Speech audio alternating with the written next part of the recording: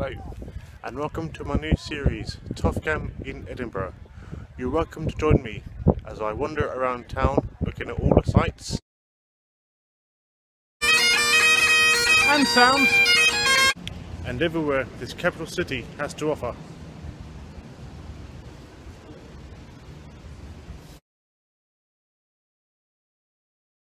And also, in each episode I'm going to introduce you to a card game that you can find on the website www.tofgam.co.uk, and there's even a few versions you can find on the website Etsy. So as we go forward, I hope you enjoy this episode, and remember to take each card game playing day one day at a time.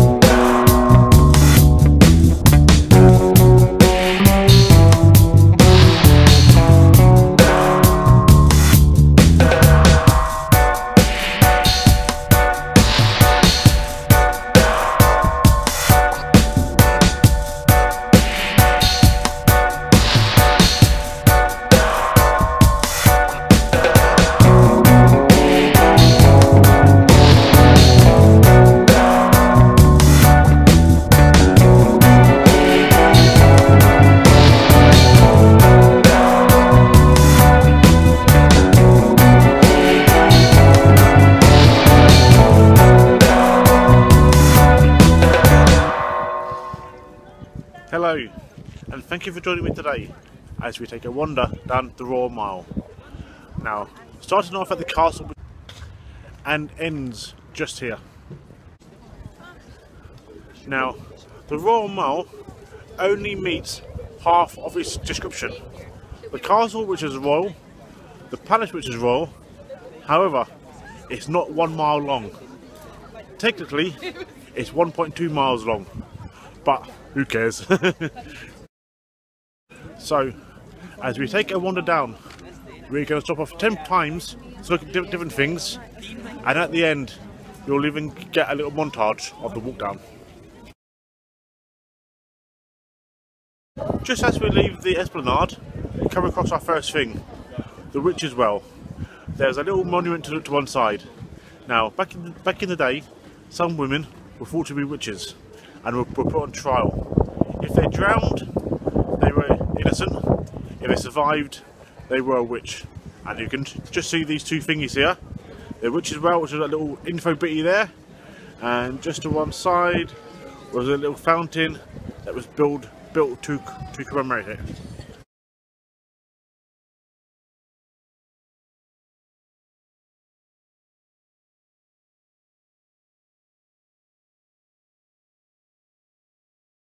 Also at the end of the esplanade is a little restaurant called the Cannonball Contini.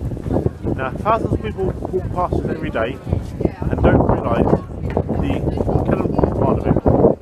Well, everyone's heard of the 1 o'clock gun, or most people have, which surprisingly happens at 1 o'clock. The cannon which they use now is all modernised and it's probably just a noisemaker and such. However, the very first, or one of the first cannons, was the one that they used to fire the ball, and after a misfire, the cannon ball ended up in the side of this building, which I'll show you a picture of now.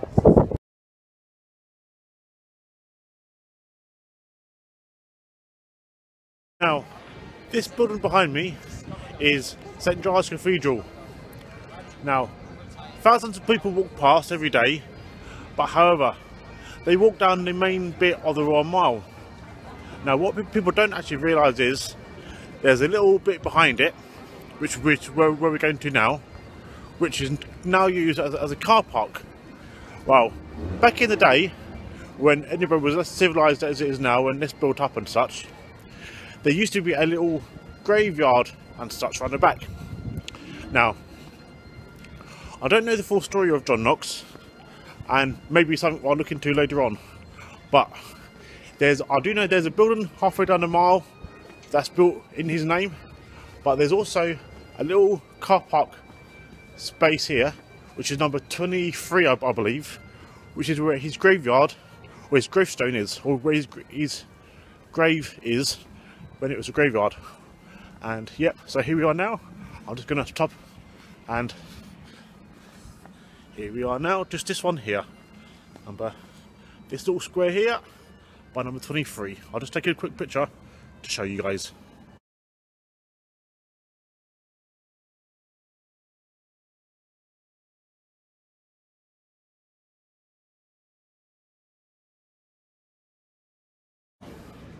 Also behind St Giles Cathedral, in the car park area, is my two favourite statues along the mile. Just at the top of the one behind me is a unicorn, which is the national animal for Scotland. Don't know why, but it is.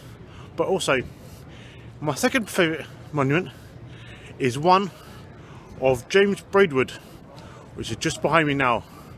He was a leading fireman back in the day, and in my montage, you can see that I used to be a fireman myself back in the day. But so here's my favourite. Now here's some pictures. I'll show you of the two monuments.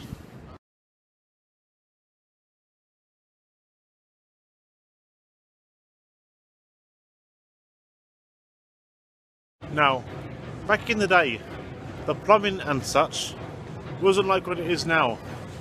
I've mentioned it before in the video about the human waste. However, people that back in the day still needed drinking water.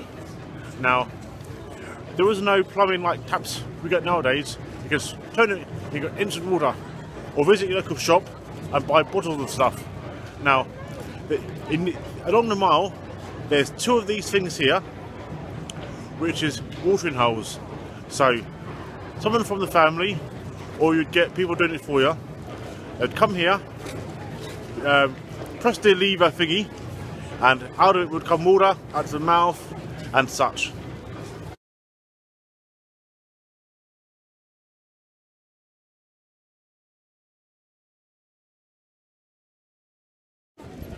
Now, along the Royal Mile, as many of you would have seen, there's roughly 100 different lanes, closes and such. One of them, probably the most popular one, showing of how life used to be back in the day, was Mary King's Close, which you can see just above me now. And if you're in town, it's definitely worth a visit to see how things used to be. Who is it that sings "I wish it could be Christmas every day"? Seems like in Edinburgh it is. Twice daily. Now, back in the day, before Edinburgh developed into the city it is now, all it was roughly half a mile square, going from the castle down to this junction here, which I'll show you in a second. And there was a big lake on one side, and there was a wall going on the south side of the city. Now, there's a pub just here, which is the world's end, because as far as the people in Edinburgh knew, it was the end of the world. And there's even some markings for gates, which I'll show you on the road now.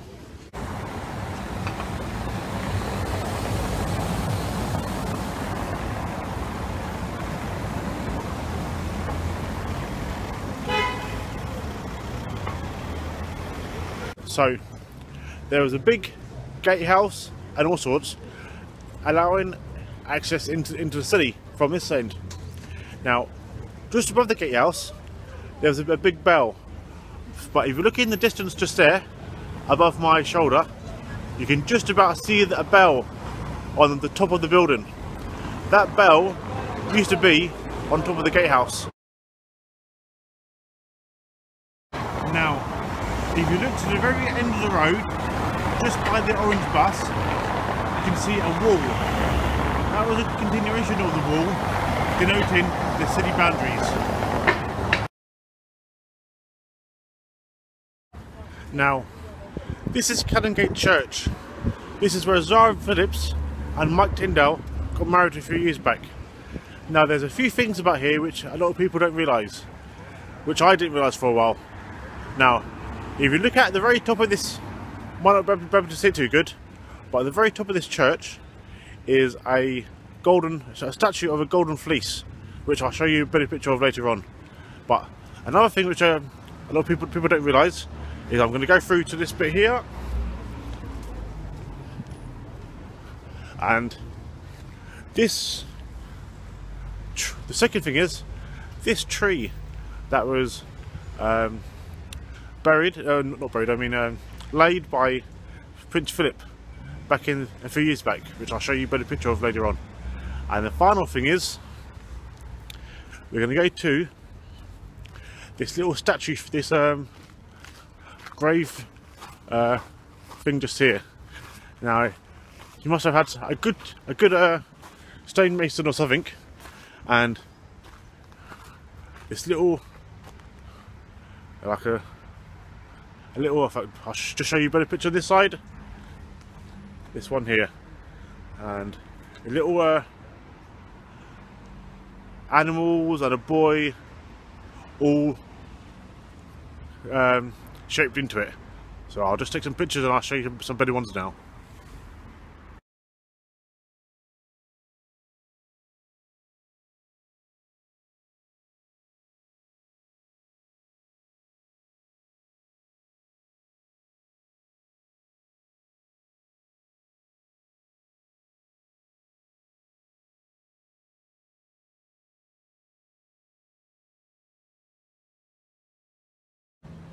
Now, just down this close is a nice little garden, which just gives you a bit of sanctuary from the noise and such on the mile.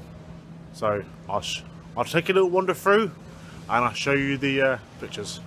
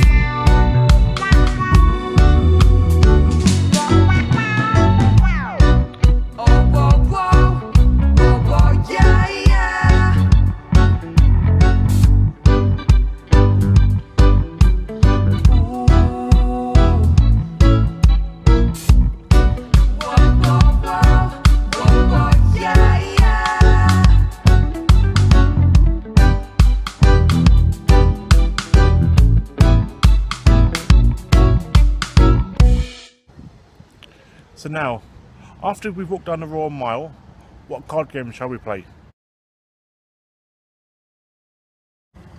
I think the decision has been made. So, as we leave the Royal Mile, Dave, I'll catch you in the game room.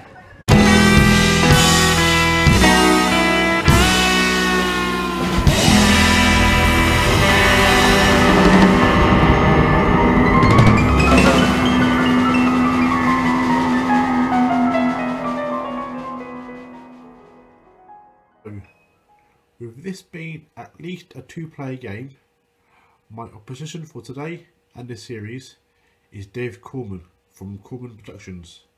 Check out his YouTube channel for such decent programs as Quantum Leap Rewatch and a few other more in this series. Now, so let's play. So, Musketeers Hockey Club is a 6-card game, so I'm going to hand out 6 precision cards to each of the players. Like so. 1, 2, 3, 4, 5, 6. And now I'm going to shuffle in the matchday cards to the remaining position cards, like so. Shuffle in, shuffle in, shuffle in, shuffle in. And place in middle of the playing area like so. So let's check out Dave's hand. He's got a little mix here. So put these ones here, here, and here.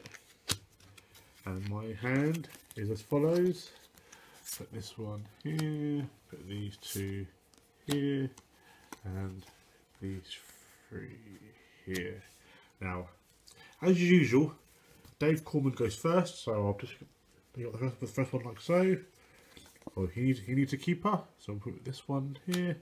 Swap it for a defender.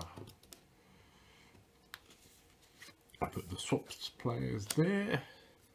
And now I go. Oh, I also need a keeper. Put this one here. Put the forward there. So Dave's go again. Oh, he's already got enough keepers. So my go, enough forwards, Dave's go. Oh, he's got a matchday card. And this list of players is the one he needs for his first.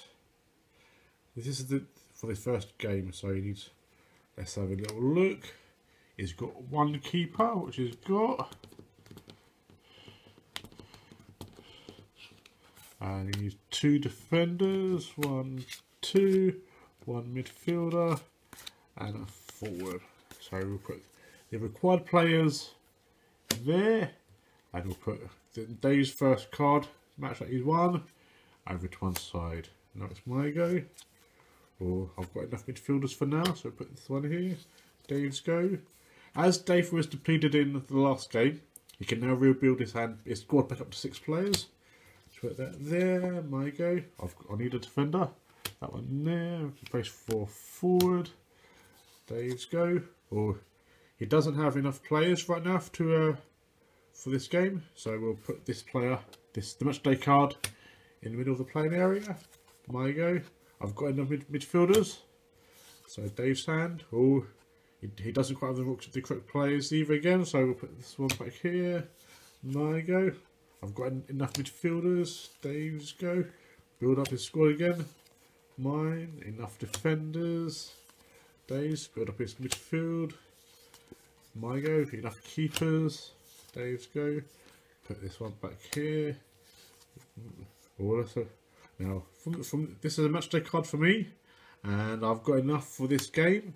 So I need 1 keeper, 2 defenders, 2 midfielders, and a forward. And we put the required players there. I put the matchday card from me over to one side. Dave's go. Now for this one, Dave doesn't have enough players for the to win the game, so we'll put this one here. My go. Oh, I've got no players, so I can't win that either. Dave's go.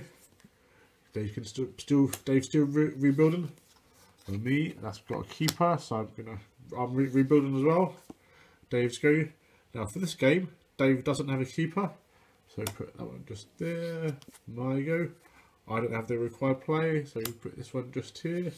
Dave's go. He's got a keeper, and that's Dave Beckham. Just so now that's him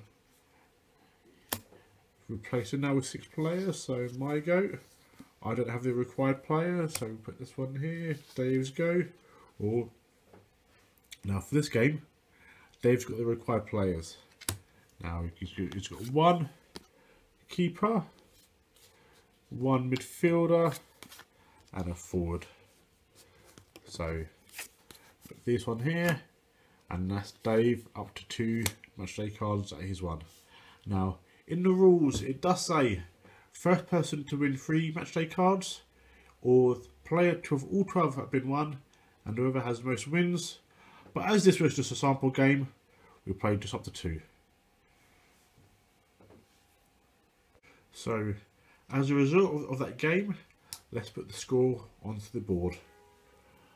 Musketeers, yes, K-E-T-E-E-S,